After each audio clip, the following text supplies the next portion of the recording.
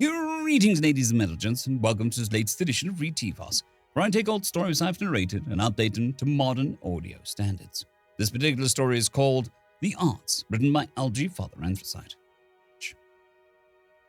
There were a great many species throughout the galaxy known for their achievements in the arts. The Zitchki were renowned for their enormous sculptures carved from a single massive branch of the gadbolt tree.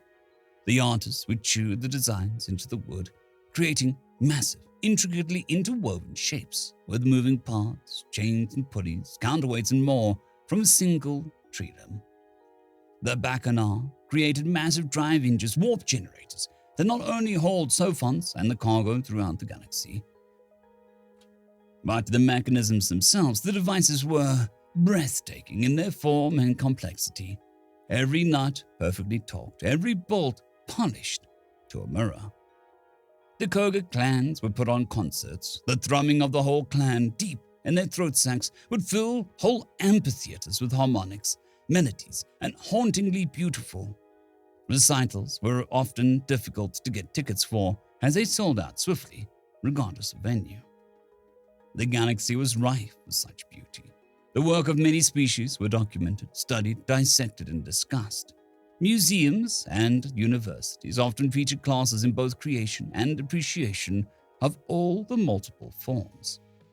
But of all the art forms made by all the species from all the civilized galaxy, none was so prolific as the humans.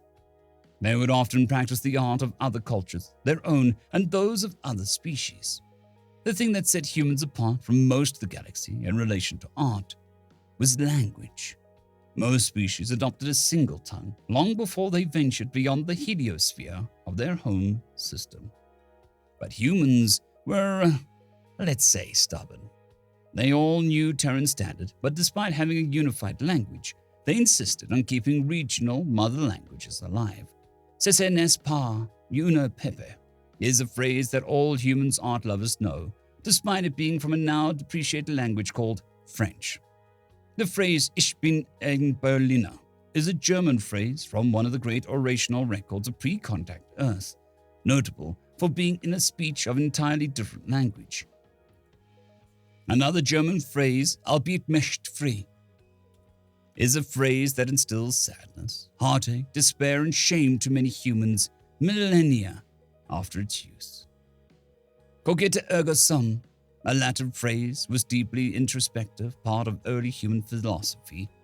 Many early religions used Latin as a language, and because of Earth's unique history, it became the language of their sciences as well.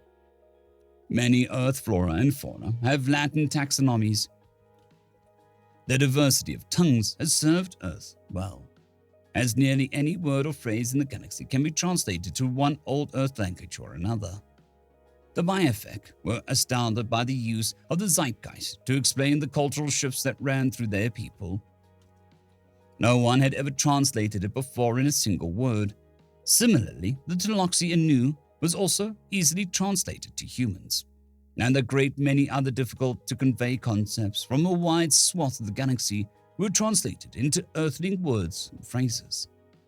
So, when the great Earth publishing houses gathered and produced a universal dictionary, the sales were astronomical. Every consulate, every dignitary, every ambassador, leader, commander, everyone wanted a copy. The dictionary was, after many years, cheaply bought, widely available, and had created a whole new economy on several worlds, and was constantly updated through the infinite on most planets and space stations. It brought about a new age of communication and understanding. The device was small, roughly 2.5 by 3.5 inches, and about half an inch thick. It is nearly indestructible. The front of the touchscreen device, capable of accepting input from digits, pulps, pseudopods, tentacles, claws, manipulators, and even stylus, when all else failed. It held a dictionary of every commonly used word in every language, with its definition, origin, and closest translation to every other language. It is considered by many to be one of the finest works of art in the galaxy. For some reason, only humans understand when the device is powered up, a phrase appears in English that humans will only say as a joke, but any attempts to explain it fail. When it first turns on, The screen reads, "Don't panic."